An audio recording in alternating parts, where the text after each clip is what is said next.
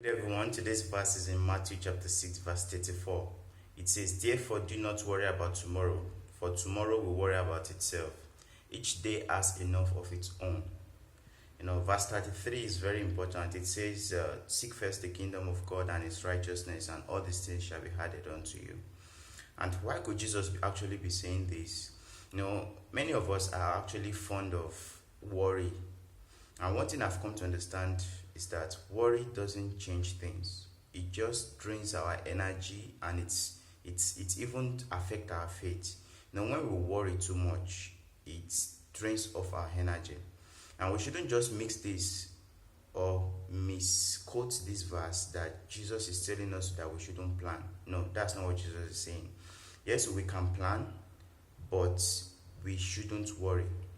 Now, Philippians 4 verse 6 says, "Do not be anxious about anything, but in everything, in prayer and in petition, and with thanksgiving, we should make our requests known to God." So that's what Jesus is interested in us. He wants us to always pray about everything. When we have anything in our mind that could be worrying us, instead of us worrying, we can always pray to God. We can always give thanks to God. Jesus here is telling us that we shouldn't be worried about the things that will happen tomorrow, because the trouble of tomorrow, the trouble of today is enough for today. Now, and one thing here is that it's important that we know that we ought to live by faith and not by sight. And when we are already thinking of tomorrow, we are already visioning tomorrow, and we are overwhelmed by the problem of tomorrow, it affects our faith, and it even affects us physically.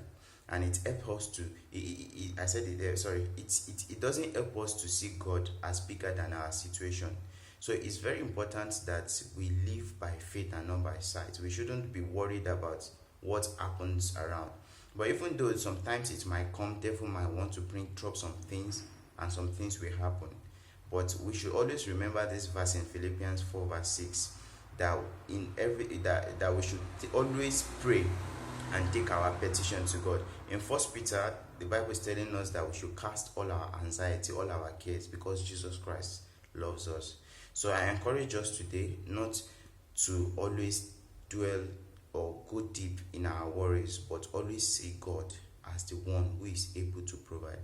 And if we read from the earlier verses, it's saying that doesn't God know that we need all these things that the pagans are running after? Yes, he knows that we need them, and he wants us to come to him in prayer, in humility. So seek God today, and all these things shall be a blessing to you. Thank you.